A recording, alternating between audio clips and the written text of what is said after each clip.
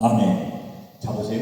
1절을 보시면요, 하나님은요 지금 하나님의 때인 아브라함이, 인간인 아브라함이 100세가 될 때에 약속하신 말씀대로 누구를 주신 거예요? 이삭인 아들을 주셨다는 거예요. 여기서 중요한 게 뭐예요? 포인트가 하나님의 때도 중요하지만 뭐예요? 약속하신 말씀대로, 여기 여호와께서 말씀하신 대로 하나님의 목적이고 계획이고 의도라는 거예요. 하나님은 하나님의 뜻과 계획과 의도와 목적대로 움직이시는 분이지. 그래서 그 의도와 목적을 우리가 이 조건절을 충족시킬 때 하나님이 거기에서 일을 이루시는데 절대 99세가 되고 이삭은 태어날 수가 없어요. 100세가 딱 되어질 때 하나님이 그렇게 말씀하셨잖아요. 이미 전전장에서 다 말씀하셨거든요. 말씀하신 대로 하시지. 그래서 말씀이 중요한 거예요. 하나님은 말씀을 이루시고 말씀을 언약하시고 말씀을 기약하시고 그 때가 되어지면 그 말씀을 때가 되면 이루어지니까. 그런데 보세요. 하나님은 25년 전에 말씀 그대로 사라로 하여금 아들을 잉태하게 하고 태어나게 하신 줄 믿습니다. 사라는요, 하나님께서 약속하셨던 그 귀한이 아브라함이라는 아들을 낳아요. 하나님이 주신 아들이고, 하나님은 1년 전에 찾아오셔서 기한을 약속하세요. 여러분 18장 한번 잠깐 보죠. 18장 10절을 한번 보세요. 창세기 18장에 창세기 18장 10절 제가 봉독할게요.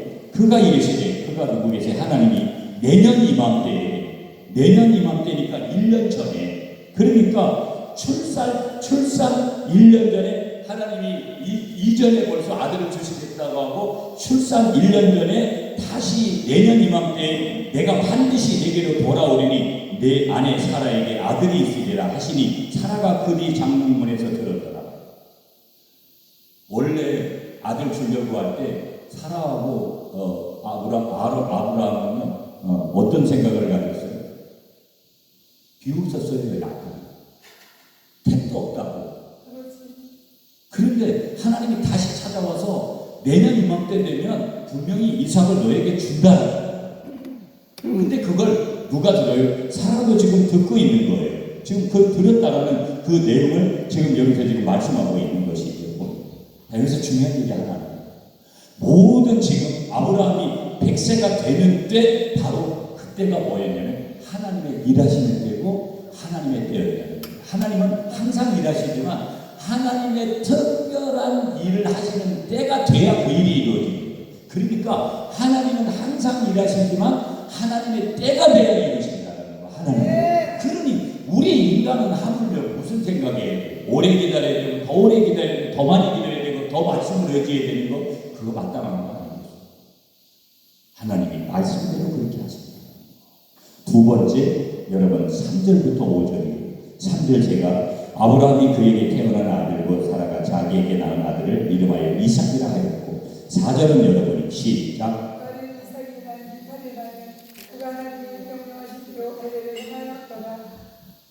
5절은 함께 시작. 아브라함이 그의 아들 이삭이 그에게 태어날 때 100세라. 아멘. 자 보세요. 이제 아브라함과 사라에게 여러분 아들을 주셨어요. 그런데 이 아들을 얻은 아브라함은 하나님의 명령에 뭘 했냐면, 인간이 항상 하나님의 일은 인간을 통해서 사람을 통해서 하니까 여러분 믿으셔야 돼요. 하나님 우리를 통해서 일하시려고 하십니다. 그러니까 반드시 우리는 하나님의 사람이 되어야 되는 거예요. 성령의 사람이 되어야 되고 영의 사람이 되어야 되고 하늘의 사람이 되어야 되고 성경의 사람이 되어야 되는 거예요. 그러니까 아들을 받은 이 아브라함은요, 하나님의 그 명령에 순종했죠. 그리고 하나님께서 말씀하신 대로 아들의 이름을 이삭이라고 줘요. 이삭이라는 이름은 하나님이 주신 거지만 누구를 통해서 주신 거예요? 아버지 아브라함을 통해서 주셨어요. 저희 아버지가 우리 아들들하고 막 이름을 지어주시는데, 우리 아들이 영훈이에요. 한영훈인데, 근데 우리 아버지께서 한풍진이라고 줘서 보낸 거예요. 근데 마음에 안 드는 거예요. 제가 이름을 한풍진. 그래서 아버지, 제가 제 아이들이니까 제가 제 아이들 이름을 지을게요. 아버지가 허락을 해주셨어요. 그래서 한 영혼이 우리 둘째는 한에리, 셋째는 한유리예요. 제가 다 지어요. 그리고 저도 아들한테 아들이 묻더라고요. 아버지 이제 지 아들 태어나면 이름을 어떻게 하냐 그래서 야, 이 아들이니까 네가 알아서 해. 나는 아무 상관없어. 그런데 태명을 뭐라고 했냐면 도윤이라고 했어요.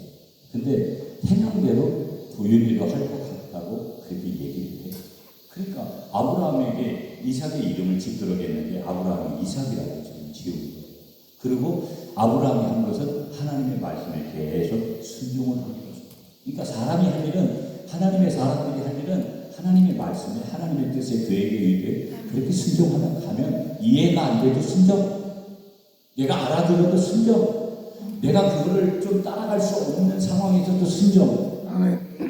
이 순종이 기적을 낳게 되는 줄 믿으시는 여러분들이 되시기를 축복합니다. 자, 그렇게 할 때 여러분 어느 곳에서도 여러분 뭐 감정적으로 아브라함이 하나님 나는 그렇게 못해요.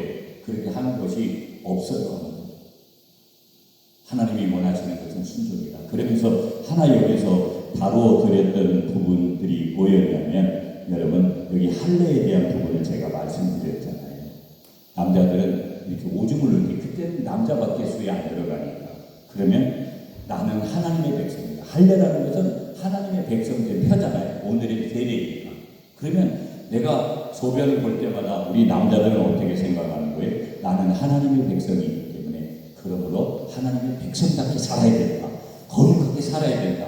늘 그런 것들을 우리가 고백해야 되는데 오늘날 남자들이 여러분 그렇게 생각을 하는지 모르겠는데 제가 가끔 기도원이나 교회나 이런 데서 요걸 소개를 이렇게 우스운 것 같지만 여기에 정말 하나님의 메시지가 있는 거예요.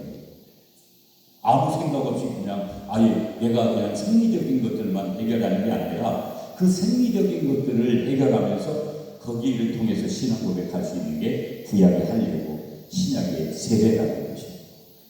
마지막으로 이제 6절 7절만 보고 이제 끝낼게요. 여러분 6절 제가 보고 갈게요. 여러분 사라가 이르되 하나님이 나를 웃게 하시니 듣는 자가 다 나와 함께 웃으리로다.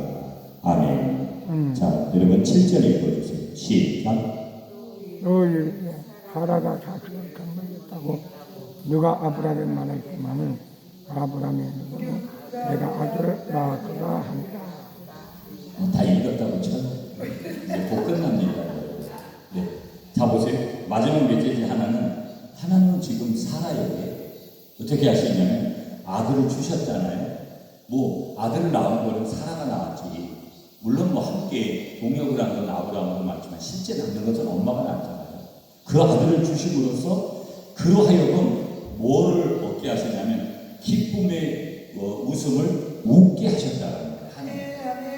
여러분 우리가 행복하고 구약에는 샬롬 평강이잖아요. 신약에는 그 헬라어 단어로 에이레라는 단어죠. 그게 다 평강이라는 뜻이거든요. 샬롬 에이레. 내가 마음이 편안하다. 돈이 있든 뭐 건강이 좀 없든 뭐 여러 가지 인생에는 항상 문제가 돌출하잖아요. 보면 어젯밤에 이제 숙소에 갔다 보면 우리는 가족방에서 우리 막내가 이제 정수 도서관에서 아르바이트를 했는데 원래는 한 2주간을 더 해야 되는데 나 이제 끝났다 그런 거예요. 그러면서 무슨 일이 있었는지 모르겠는데 집에 가서 얘기해 줄게. 아직까지도 궁금해요. 어젯밤에 집사람하고 통화를 했는데 아직 이제 막내가 운동을 가가지고 안 갔다는 거예요. 그래서 뭐 가정이든 어디든 뭐 소소한 뭐 문제거리가 있든 뭐 다 기도거리를 항상 주시잖아요. 하나님. 그러면 우리가 이렇게 즐겁게 산다는 것은 우리가 데살로니가전서 말씀대로 항상 기뻐해요. 샬롬 에이레 이게 참 중요하거든요. 환경의 지배를 받지 않아요. 기복이 심한 게 참 어렵잖아요. 어떤 때는 막 기분이 좋았다가 어떤 때는 막 꿀꿀한 기분이 막 쳐져가지고 낭떠러지 떨어지. 그걸 조울증이라. 우울증보다 더 무서운 건 조울증이에요. 그때 사람이 더 엉뚱하게 판단을 해버려요. 하나님이 기쁨의 웃음을 주신 거예요. 누구에게? 아브라함에게, 누구에게? 사라에게. 여러분, 사라도 90세에 이삭을 낳았잖아요. 여러분, 어떻게 보면 부모님과 자기의 자궁으로 자기의 자녀를 낳는 것만큼 그 해산의 고통만큼 그래서 그 자식을 그렇게 어머니의 모습 저도요 어머니 천국 가셨잖아요. 집에 갔는데 우리 아버지한테 좀 죄송한데 집에 가고 싶은 마음이 거의 없어요. 너무 아버지 80세대에서 노인네 한 분이 저러고 있는 것도 모양새가 안 좋고 어머니가 저에게는 얼마나 대단한 분이었는지가 죄송한데 우리 장인도 돌아가셨는데 보고 싶지만 저희 어머니만큼 그렇게 보고 싶죠. 우리 집사람한테 이런 얘기하면 대단히 기분 나쁘게 한다고 할지 몰라도 우리 어머니가 그렇게 제가 어머니 그렇게 하고 부흥회를 계속 다녔잖아요. 몇 개월 동안 정말 차 안에서 많이 울었어요. 그리고 가끔 이제 제가 이렇게 대화를 하죠. 이렇게 이제 하늘을 쳐다보고 공기를 보고 이러면 제가 SOS를 하죠. 엄마, 저희 어머니 이제 전화기 박효수 권사님, 엄마 잘 있어. 천국이 좋아. 아들 지금 부흥회 가고 있는데 뭐 이런 얘기를 그냥 허공에 대고 하는 거예요. 어머니가 그렇게 그리워요. 자 이제 마무리할게요. 여기쯤에서 하나님이 그렇게 기쁨을 주셔야지 우리가 인생을 복되게 사는 줄 믿습니다. 하나님이 즐거움을 주셔야 돼요. 인간이 만들어내는 즐거움은요 감정적이기 때문에 오래가지가 않아요. 우리가 깊이 성령님과 교제하면 이런 희락의 기쁨과 평강의 기쁨과 이런 은혜를 주시는 줄 믿습니다. 그러므로 여러분 항상 하나님의 때를 기다리면서 주님의 때에 주님께서 일하신다는 주님의 때에 주님께서 이루신다는 것을 분명하게 믿고 가만히 있지 마시고 기도하면서 가시고 가만히 있지 마시고 전적으로 예배하면서 가시고 가만히 있지 마시고 하나님의 교회와 하나님의 기도원을 위해서 충성하면서 가시고 하나님 말씀대로 순종하면서 가실 때 하나님의 때가 되어지면 그분은 100% 완벽하게 우리에게 응답을 허락하시는 줄 믿습니다. 설교 끝났고요. 제가 기도하고